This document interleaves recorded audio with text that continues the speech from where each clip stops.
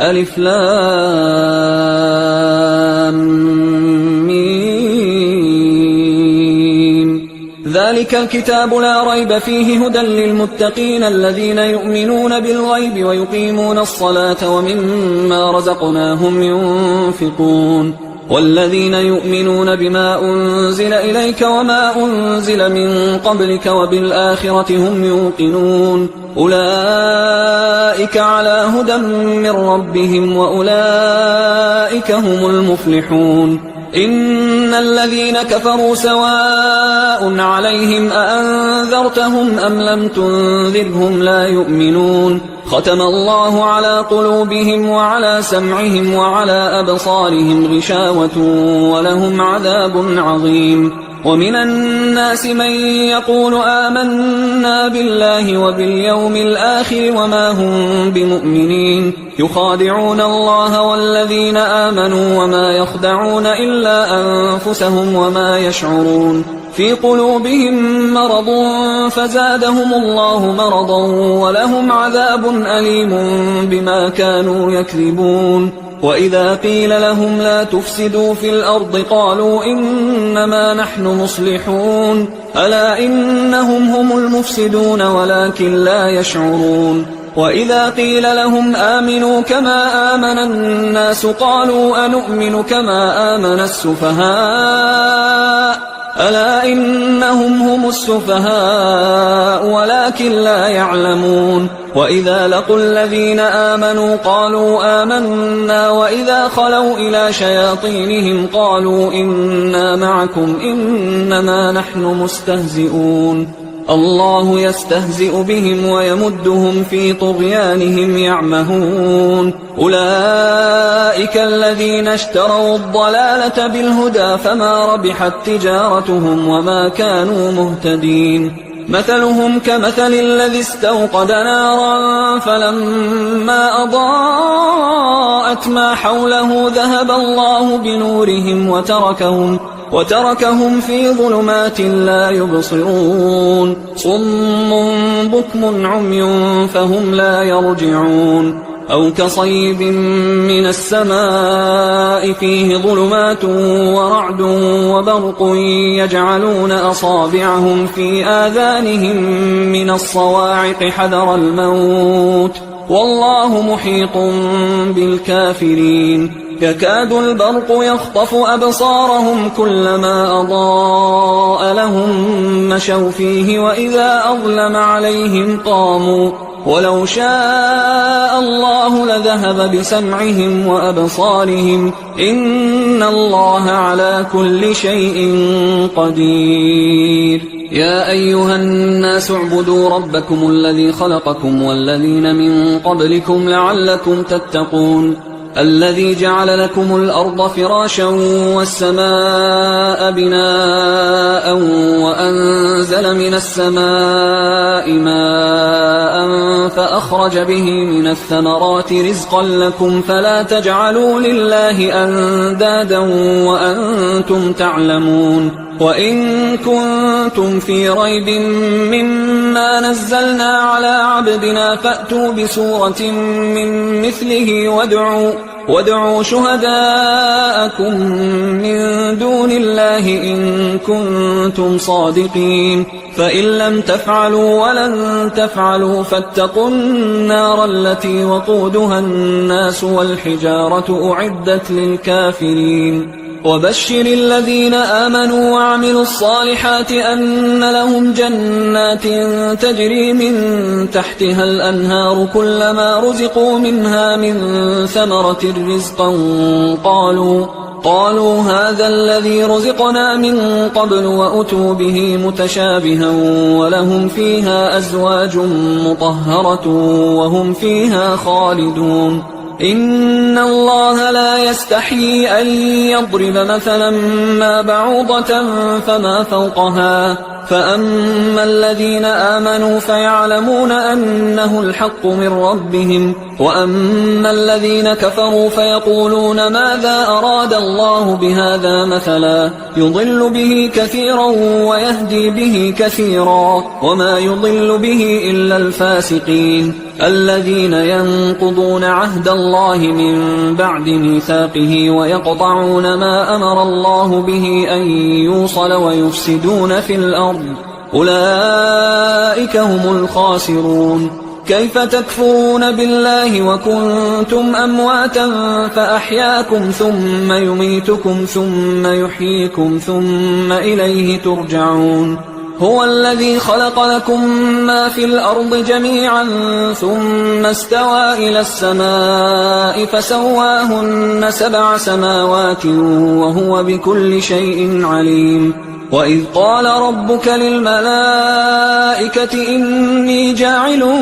في الأرض خليفة قالوا أتجعل فيها من يفسد فيها ويسفك الدماء ونحن نسبح بحمدك ونقدس لك قال إني أعلم ما لا تعلمون. وعلم آدم الأسماء كلها ثم عرضهم على الملائكة فقال أنبئوني بأسماء هؤلاء إن كنتم صادقين. قالوا سبحانك لا علم لنا إلا ما علمتنا إنك أنت العليم الحكيم. قال يا آدم أنبئهم بأسمائهم فلما أنبأهم بأسمائهم قال ألم أقل لكم إني أعلم غيب السماوات والأرض وأعلم ما تبدون وما كنتم تكتمون. وإذ قلنا للملائكة اسجدوا لآدم فسجدوا إلا إبليس أبى واستكبر وكان من الكافرين. وقلنا يا آدم اسكن أنت وزوجك الجنة وكلا منها رغدا حيث شئتما ولا تقربا هذه الشجرة فتكونا من الظالمين. فأزلهما الشيطان عنها فأخرجهما مما كانا فيه وقلنا اهبطوا بعضكم لبعض عدو ولكم في الأرض مستقر ومتاع إلى حين. فتلقى آدم من ربه كلمات فتاب عليه إنه هو التواب الرحيم. قلنا اهبطوا منها جميعا فإما يأتينكم مني هدى فمن تبع هداي فلا خوف عليهم ولا هم يحزنون. والذين كفروا وكذبوا بآياتنا أولئك أصحاب النار هم فيها خالدون. يا بني إسرائيل اذكروا نعمتي التي أنعمت عليكم وأوفوا بعهدي أوف بعهدكم وإياي فارهبون. وآمنوا بما أنزلت مصدقا لما معكم ولا تكونوا أول كافر به ولا تشتروا بآياتي ثمنا قليلا وإياي فاتقون. ولا تلبسوا الحق بالباطل وتكتموا الحق وأنتم تعلمون. وأقيموا الصلاة وآتوا الزكاة واركعوا مع الراكعين. أتأمرون الناس بالبر وتنسون أنفسكم وأنتم تتلون الكتاب أفلا تعقلون. واستعينوا بالصبر والصلاة وإنها لكبيرة إلا على الخاشعين الذين يظنون أنهم ملاقو ربهم وأنهم إليه راجعون. يا بني إسرائيل اذكروا نعمتي التي أنعمت عليكم وأني فضلتكم على العالمين. واتقوا يوما لا تجزي نفس عن نفس شيئا ولا يقبل منها شفاعة ولا يؤخذ منها عدل ولا هم ينصرون. وإذ نجيناكم من آل فرعون يسومونكم سوء العذاب يذبحون أبناءكم ويستحيون نساءكم وفي ذلكم بلاء من ربكم عظيم. وإذ فرقنا بكم البحر فأنجيناكم وأغرقنا آل فرعون وأنتم تنظرون. وإذ واعدنا موسى 40 ليلة ثم اتخذتم العجل من بعده وأنتم ظالمون. ثم عفونا عنكم من بعد ذلك لعلكم تشكرون وإذ آتينا موسى الكتاب والفرقان لعلكم تهتدون وإذ قال موسى لقومه يا قوم إنكم ظلمتم أنفسكم باتخاذكم العجل فتوبوا إلى بارئكم فاقتلوا أنفسكم ذلكم خير لكم عند بارئكم فتاب عليكم إنه هو التواب الرحيم وإذ قلتم يا موسى لن نؤمن لك حتى نرى الله جهرة فأخذتكم الصاعقة وأنتم تنظرون ثم بعثناكم من بعد موتكم لعلكم تشكرون وظللنا عليكم الغمام وأنزلنا عليكم المن والسلوى كلوا من طيبات ما رزقناكم وما ظلمونا ولكن كانوا أنفسهم يظلمون وإذ قلنا ادخلوا هذه القرية فكلوا منها حيث شئتم رغدا وادخلوا الباب سجدا وقولوا حطة نغفر لكم خطاياكم وسنزيد المحسنين فبدل الذين ظلموا قولا غير الذي قيل لهم فأنزلنا على الذين ظلموا رجزا من السماء بما كانوا يفسقون وإذ استسقى موسى لقومه فقلنا اضرب بعصاك الحجر فانفجرت منه 12 عينا قد علم كل أناس مشربهم كلوا واشربوا من رزق الله ولا تعثوا في الأرض مفسدين وإذ قلتم يا موسى لن نصبر على طعام واحد فادع لنا ربك يخرج لنا مما تنبت الأرض من بقلها وقثائها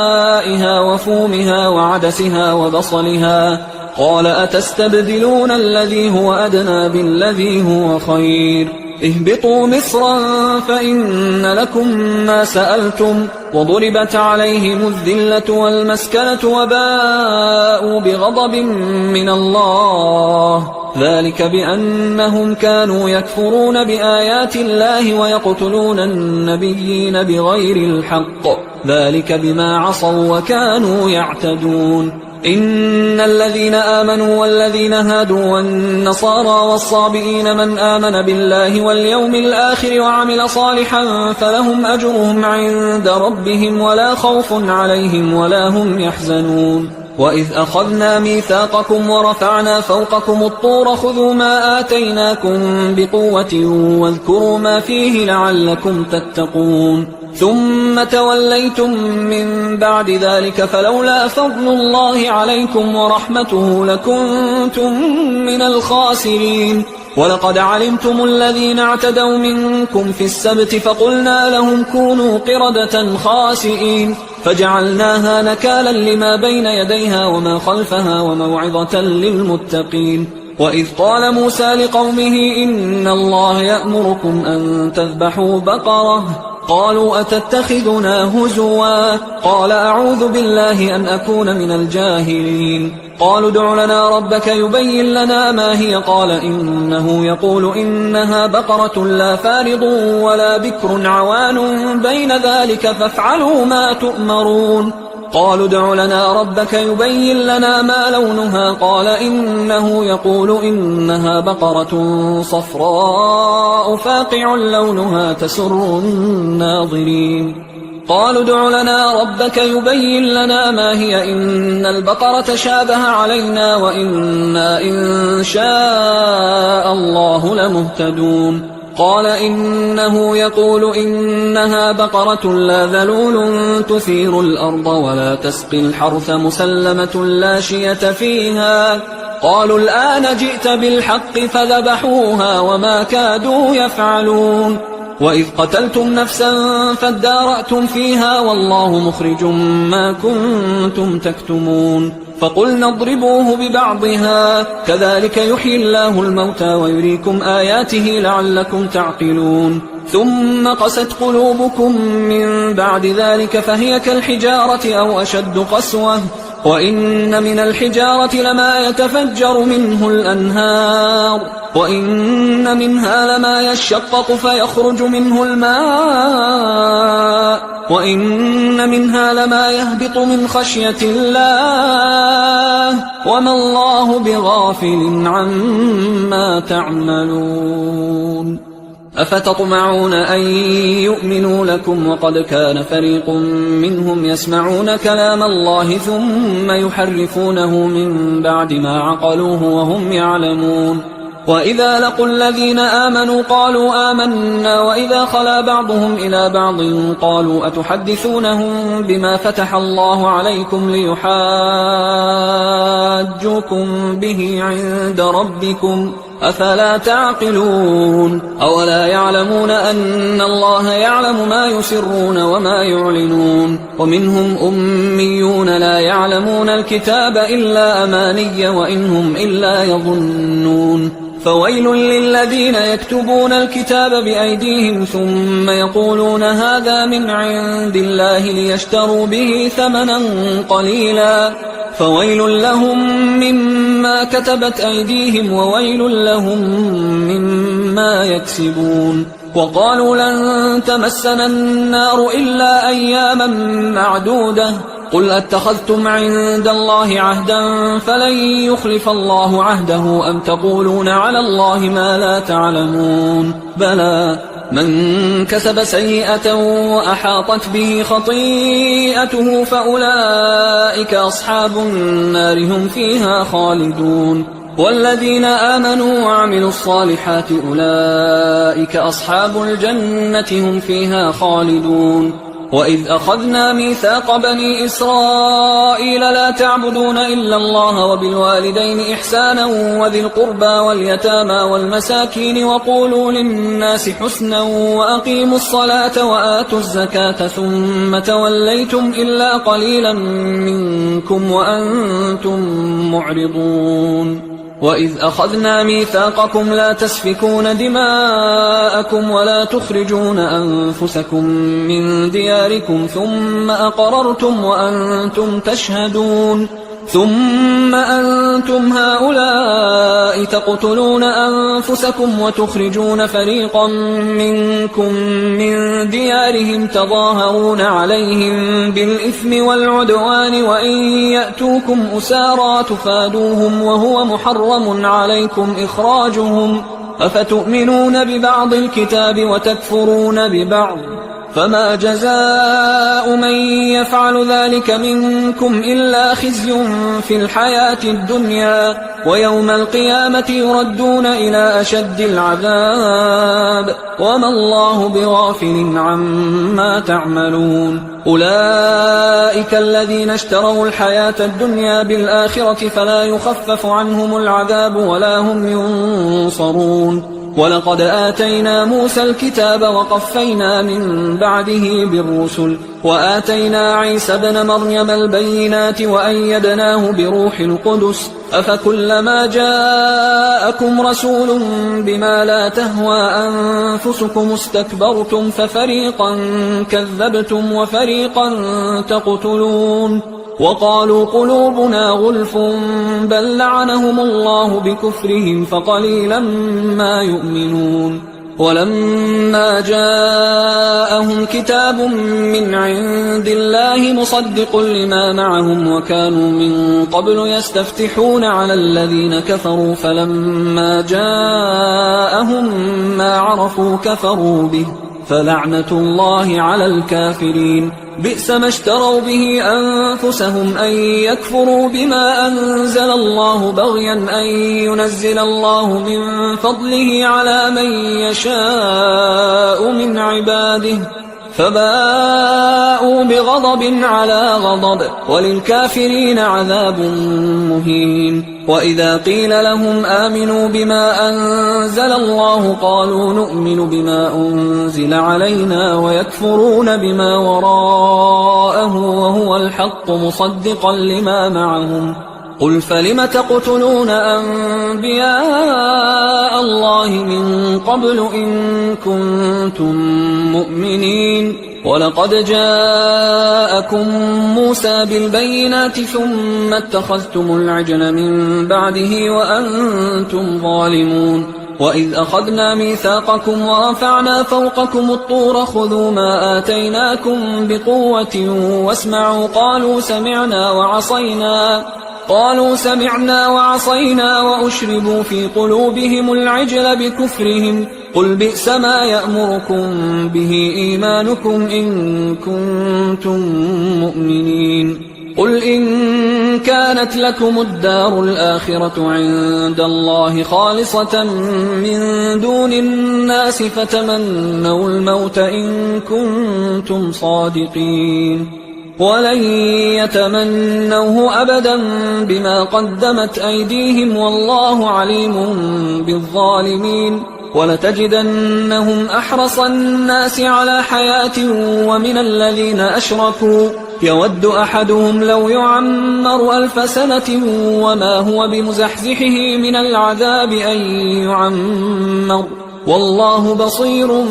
بما يعملون قل من كان عدوا لجبريل فإنه نزله على قلبك بإذن الله مصدقا لما بين يديه وهدى وبشرى للمؤمنين من كان عدوا لله وملائكته ورسله وجبريل وميكال فإن الله عدو للكافرين ولقد أنزلنا إليك آيات بينات وما يكفر بها إلا الفاسقون أوكلما عاهدوا عهدا نبذه فريق منهم بل أكثرهم لا يؤمنون ولما جاءهم رسول من عند الله مصدق لما معهم نبذ فريق من الذين أوتوا الكتاب كتاب الله وراء ظهورهم كأنهم لا يعلمون واتبعوا ما تتلو الشياطين على ملك سليمان وما كفر سليمان ولكن الشياطين كفروا يعلمون الناس السحر وما أنزل على الملكين ببابل هاروت وماروت وما يعلمان من أحد حتى يقولا إنما نحن فتنة فلا تكفر فيتعلمون منهما ما يفرقون به بين المرء وزوجه وما هم بضارين به من أحد إلا بإذن الله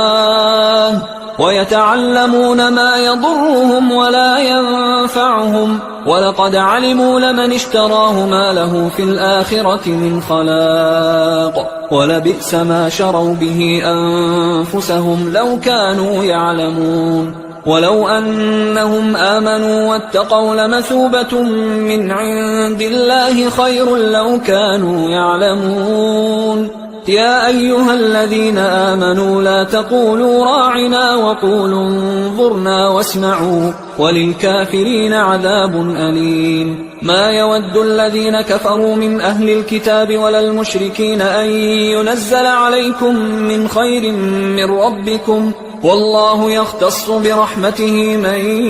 يشاء والله ذو الفضل العظيم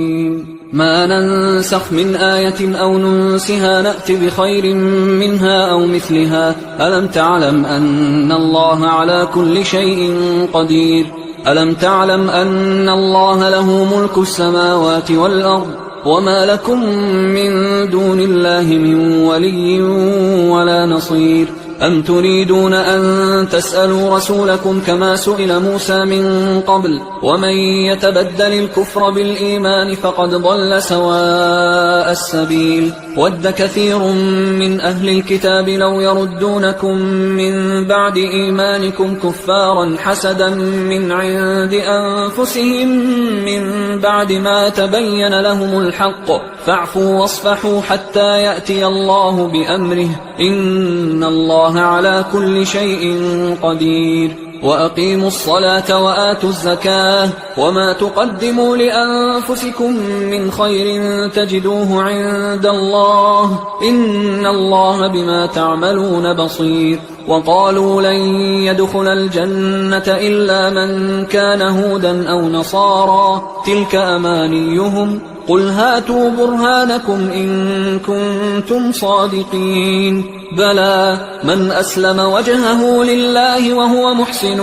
فله أجره عند ربه ولا خوف عليهم ولا هم يحزنون وقالت اليهود ليست النصارى على شيء وقالت النصارى ليست اليهود على شيء وهم يتلون الكتاب كذلك قال الذين لا يعلمون مثل قولهم فالله يحكم بينهم يوم القيامة فيما كانوا فيه يختلفون ومن أظلم ممن منع مساجد الله أن يذكر فيها اسمه وسعى في خرابها أولئك ما كان لهم أن يدخلوها إلا خائفين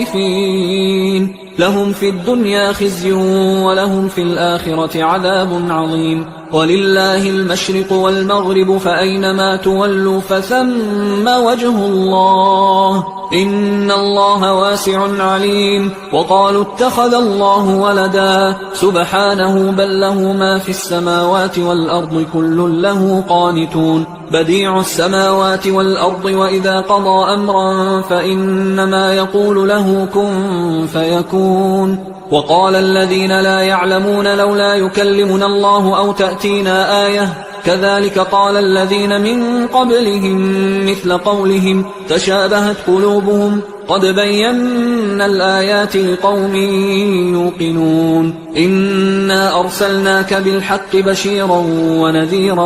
ولا تسأل عن أصحاب الجحيم ولن ترضى عنك اليهود ولا النصارى حتى تتبع ملتهم قل إن هدى الله هو الهدى ولئن اتبعت أهواءهم بعد الذي جاءك من العلم ما لك من الله من ولي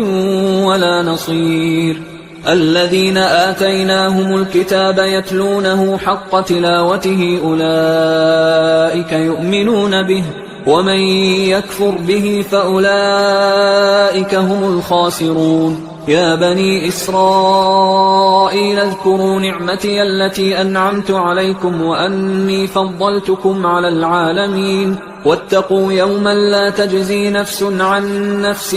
شيئا ولا يقبل منها عدل ولا تنفعها شفاعة ولا هم ينصرون وإذ ابتلى إبراهيم ربه بكلمات فأتمهن قال إني جاعلك للناس إماما قال ومن ذريتي قال لا ينال عهد الظالمين وإذ جعلنا البيت مثابة للناس وأمنا واتخذوا من مقام إبراهيم مصلى وعهدنا إلى إبراهيم وإسماعيل أن طهرا بيتي للطائفين والعاكفين والركع السجود وإذ قال إبراهيم رب اجعل هذا بلدا آمنا وارزق أهله من الثمرات من آمن منهم بالله واليوم الآخر قال ومن كفر فأمتعه قليلا ثم أضطره إلى عذاب النار وبئس المصير وإذ يرفع إبراهيم القواعد من البيت وإسماعيل ربنا تقبل منا إنك أنت السميع العليم ربنا وجعلنا مسلمين لك ومن ذريتنا أمة مسلمة لك وأرنا مناسكنا وتب علينا إنك أنت التواب الرحيم ربنا وبعث فيهم رسولا منهم يتلو عليهم آياتك ويعلمهم الكتاب والحكمة ويزكيهم إنك أنت العزيز الحكيم ومن يرغب عن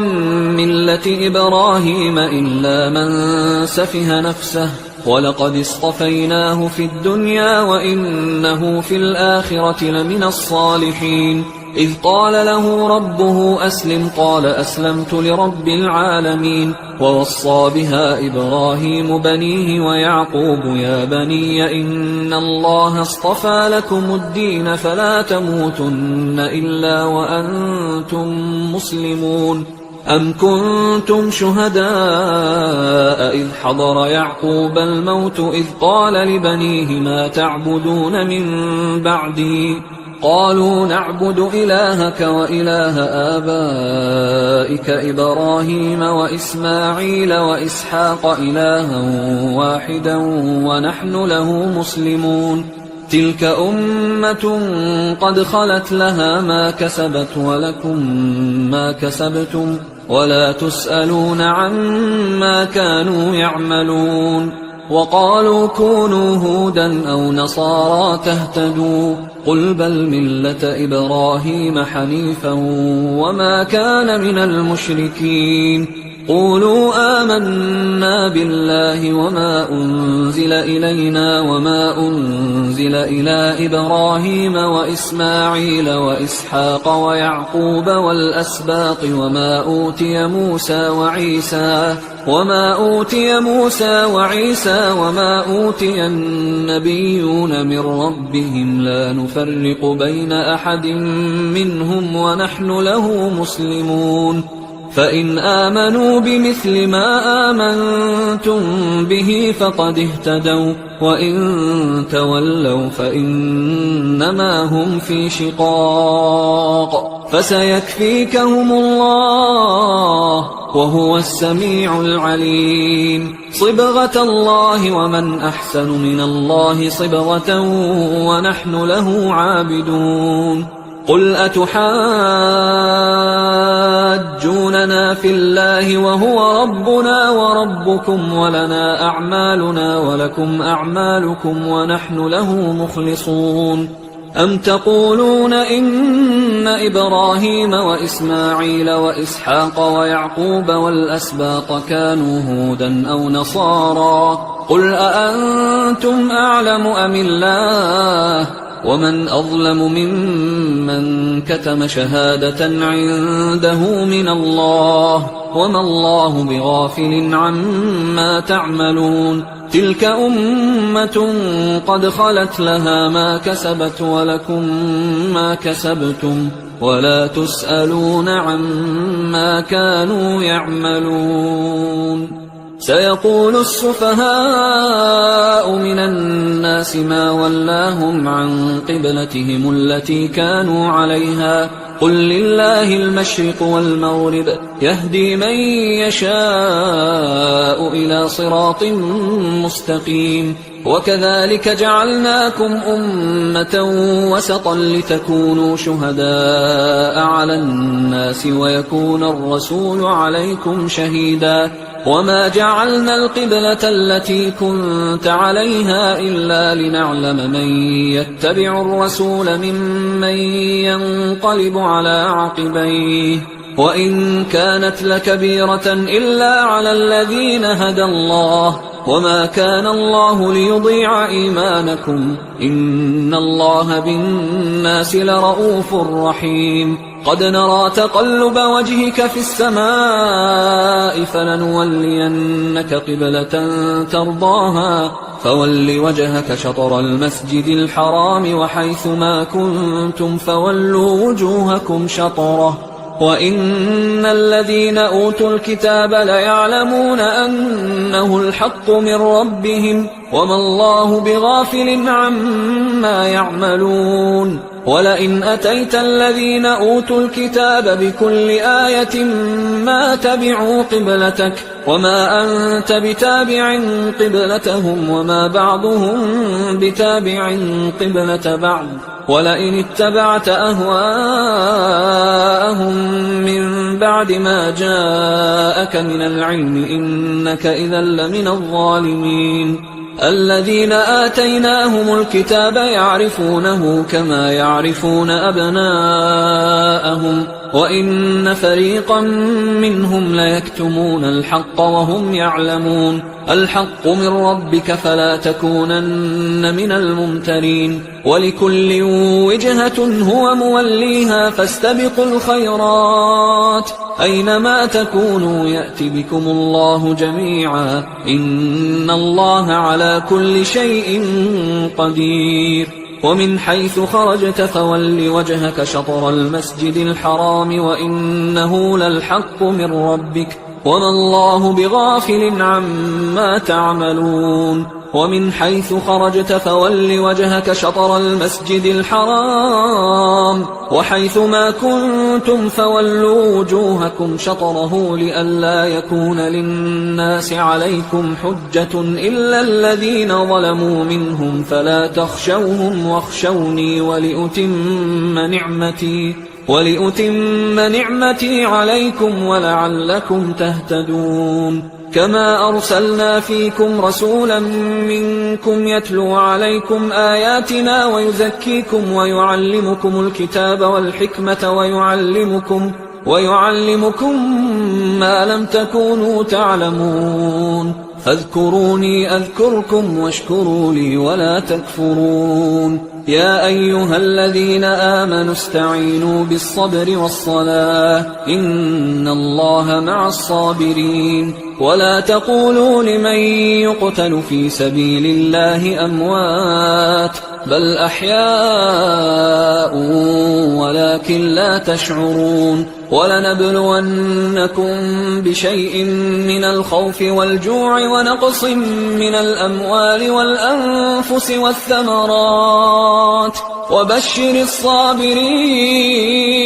الذين إذا أصابتهم مصيبة قالوا إنا لله وإنا إليه راجعون أولئك عليهم صلوات من ربهم ورحمة وأولئك هم المهتدون إن الصفا والمروة من شعائر الله فمن حج البيت أو اعتمر فلا جناح عليه أن يطوف بهما ومن تطوع خيرا فإن الله شاكر عليم إن الذين يكتمون ما أنزلنا من البينات والهدى من بعد ما بيناه للناس في الكتاب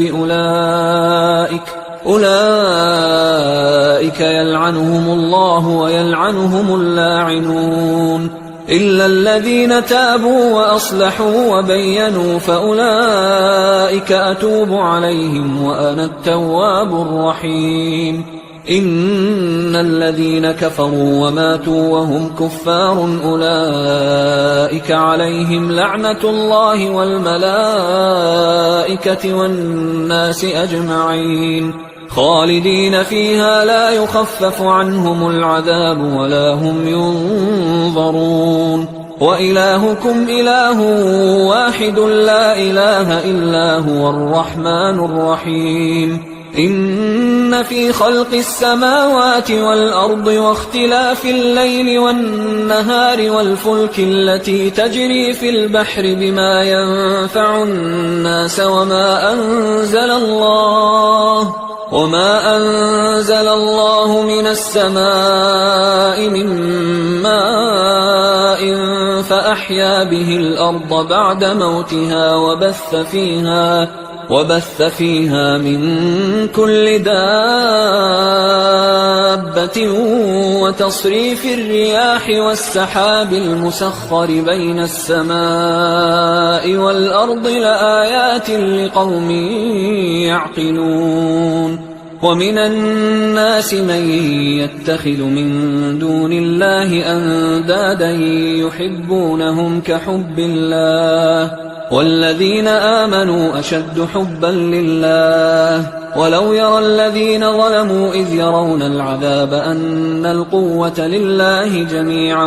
وأن الله شديد العذاب إذ تبرأ الذين اتبعوا من الذين اتبعوا ورأوا العذاب وتقطعت بهم الأسباب وقال الذين اتبعوا لو أن لنا كرة فنتبرأ منهم كما تبرأوا منا كذلك يريهم الله أعمالهم حسرات عليهم وما هم بخارجين من النار.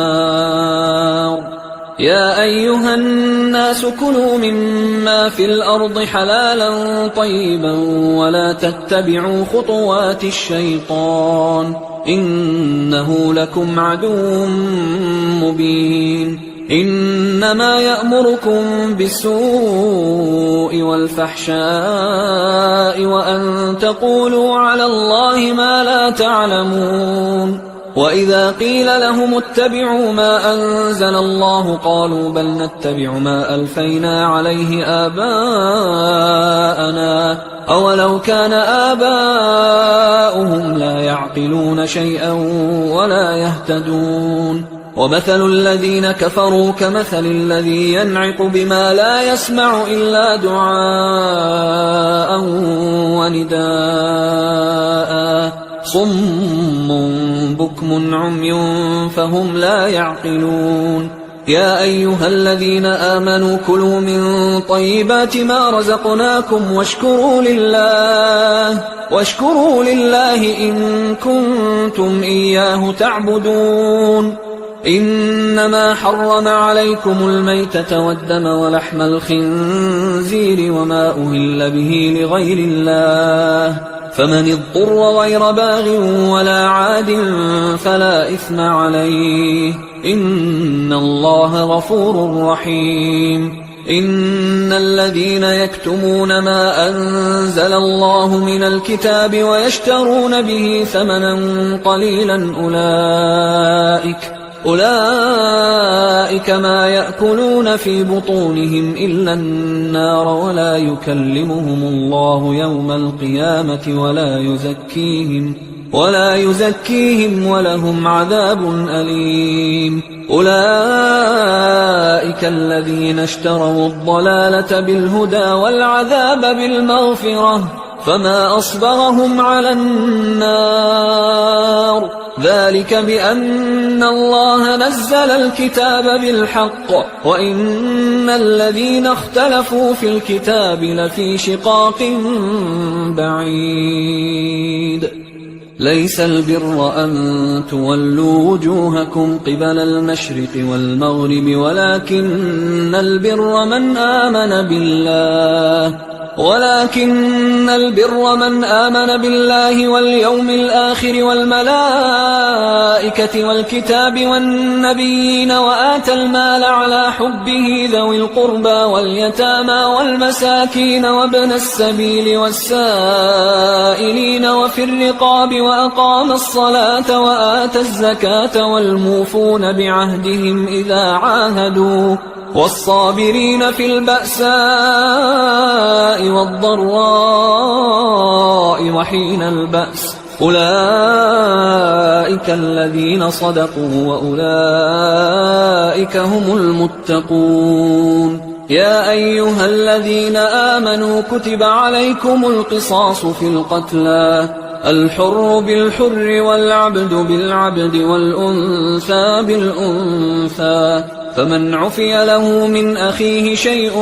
فاتباع بالمعروف وأداء إليه بإحسان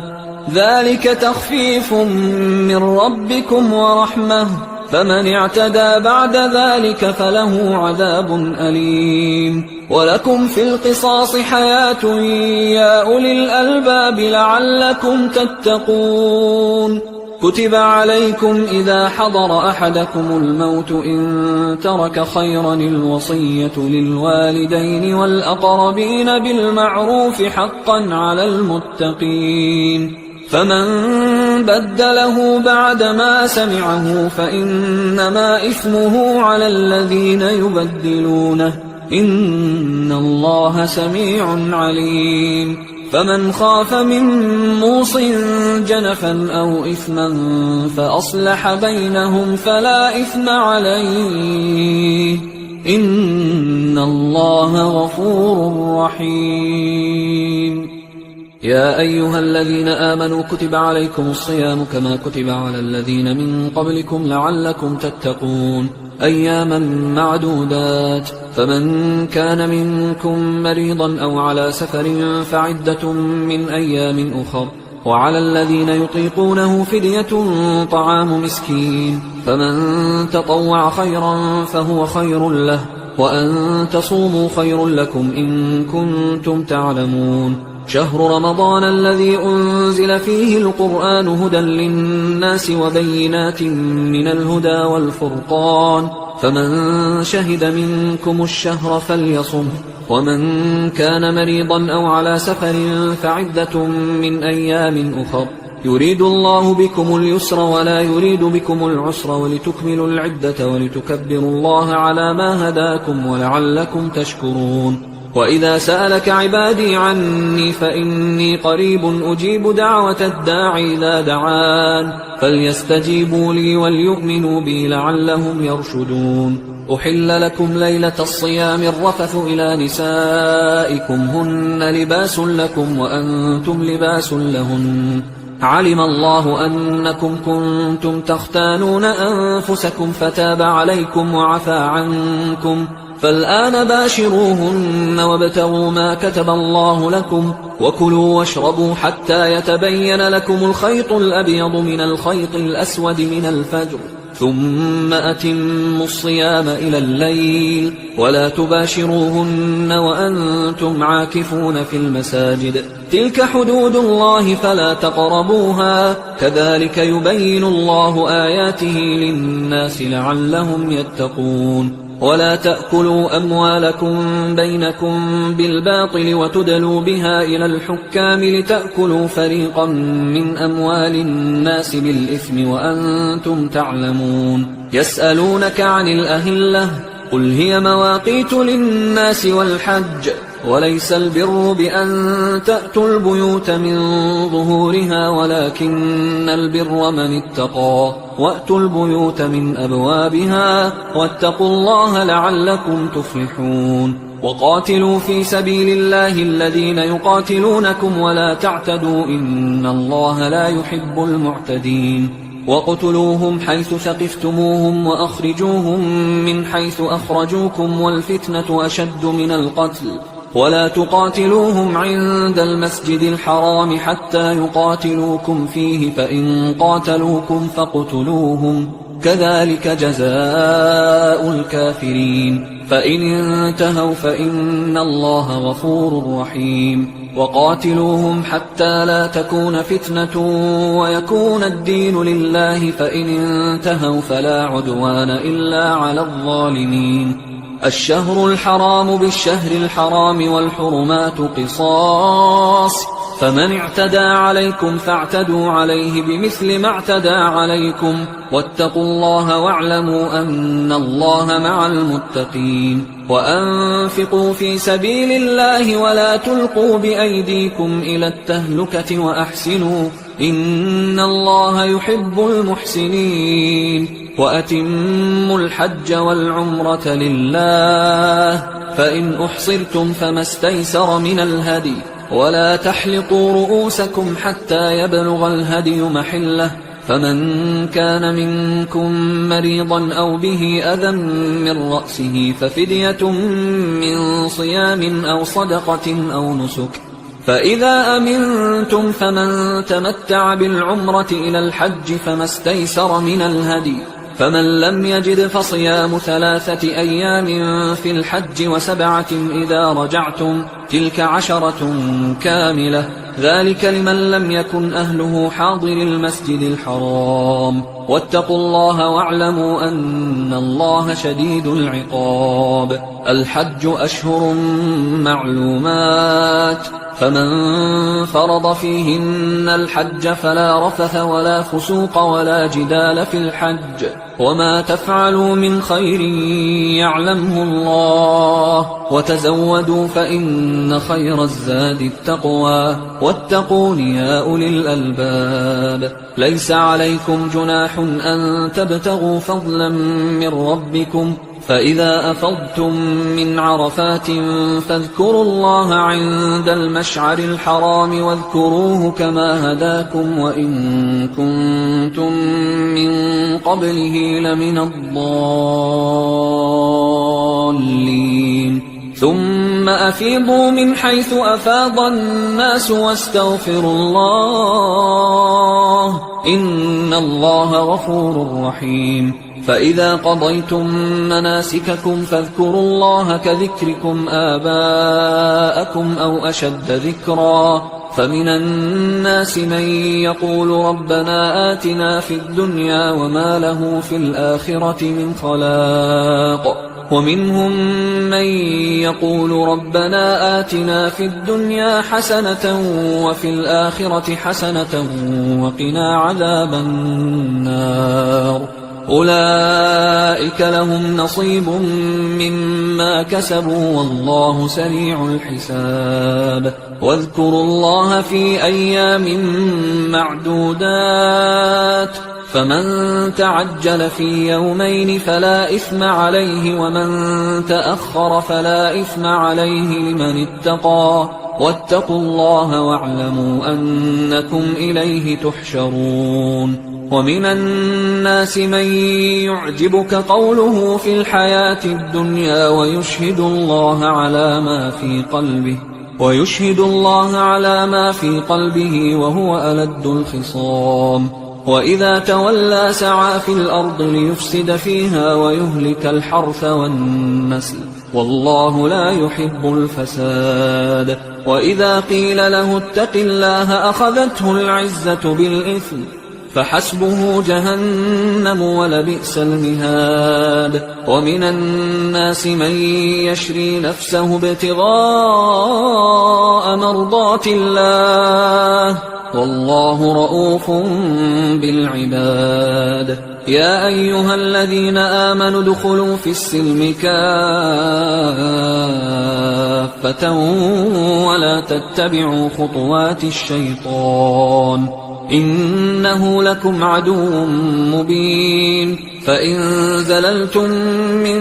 بعد ما جاءتكم البينات فاعلموا أن الله عزيز حكيم هل ينظرون إلا أن يأتيهم الله في ظلل من الغمام والملائكة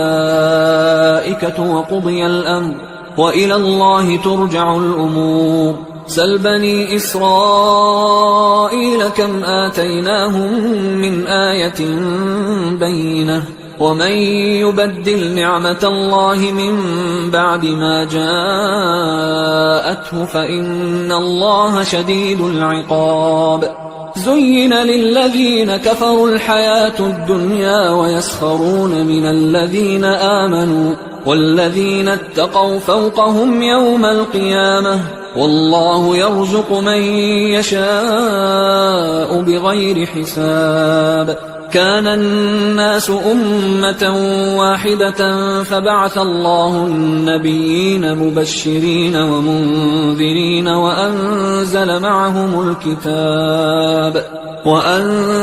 معهم الكتاب بالحق ليحكم بين الناس فيما اختلفوا فيه وما اختلف فيه إلا الذين أوتوه من بعد ما جاءتهم البينات بغيا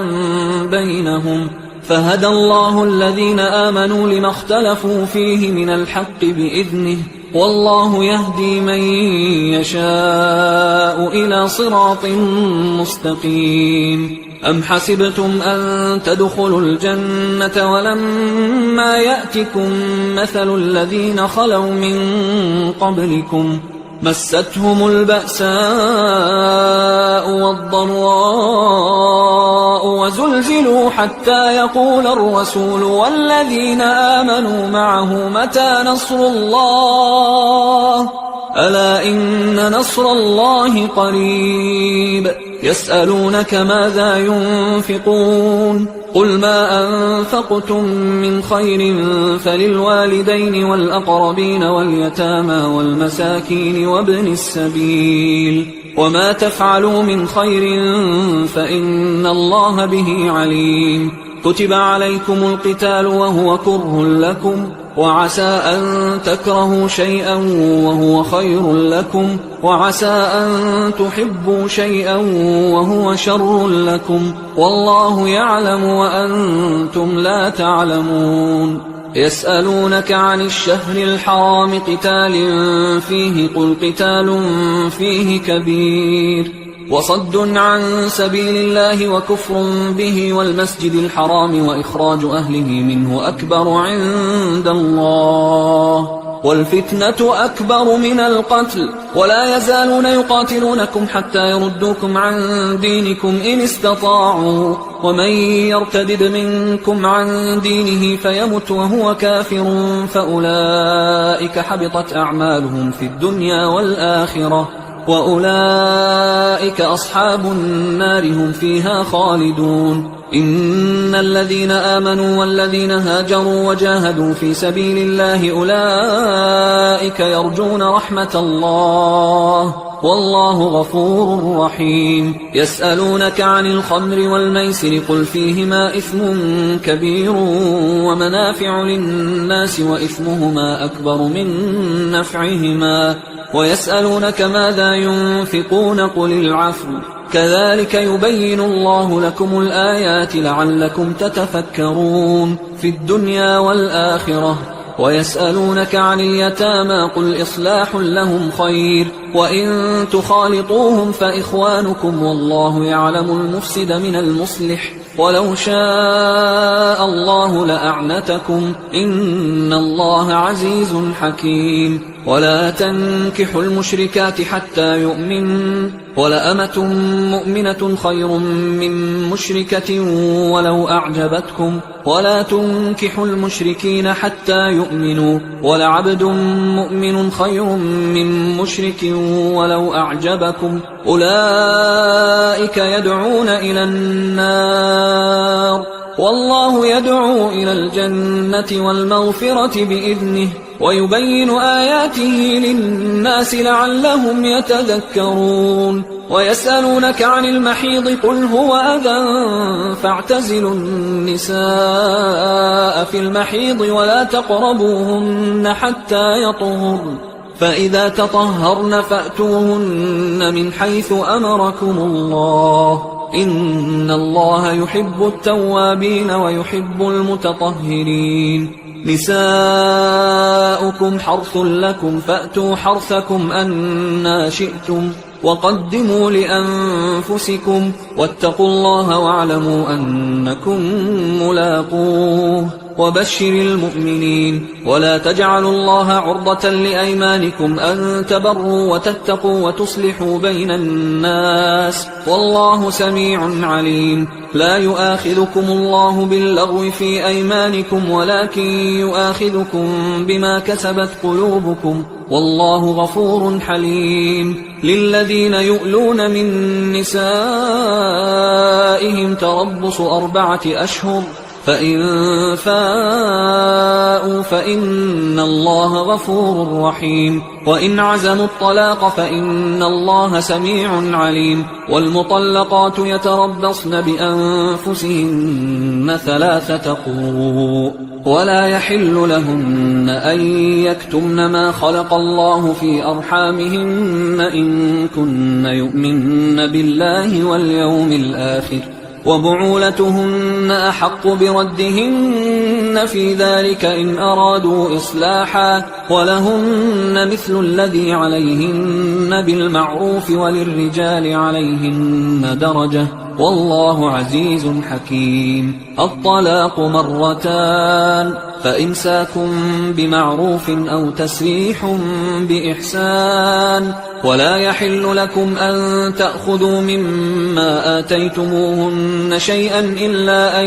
يخافا ألا يقيما حدود الله، فإن خفتم ألا يقيما حدود الله فلا جناح عليهما فيما افتدت به، تلك حدود الله فلا تعتدوها، ومن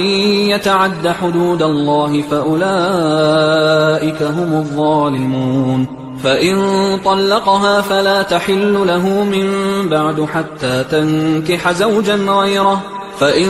طلقها فلا جناح عليهما أن يتراجعا إن ظنا أن يقيما حدود الله، وتلك حدود الله يبينها لقوم يعلمون. وإذا طلقتم النساء فبلغن أجلهن فأمسكوهن بمعروف أو سرحوهن بمعروف، ولا تمسكوهن ضرارا لتعتدوا، ومن يفعل ذلك فقد ظلم نفسه. ولا تتخذوا آيات الله هزوا، واذكروا نعمة الله عليكم وما أنزل عليكم من الكتاب والحكمة يعظكم به، واتقوا الله واعلموا أن الله بكل شيء عليم. وإذا طلقتم النساء فبلغن أجلهن فلا تعضلوهن أن ينكحن أزواجهن إذا تراضوا بينهم بالمعروف، ذلك يوعظ به من كان منكم يؤمن بالله واليوم الآخر، ذلكم أزكى لكم وأطهر، والله يعلم وأنتم لا تعلمون.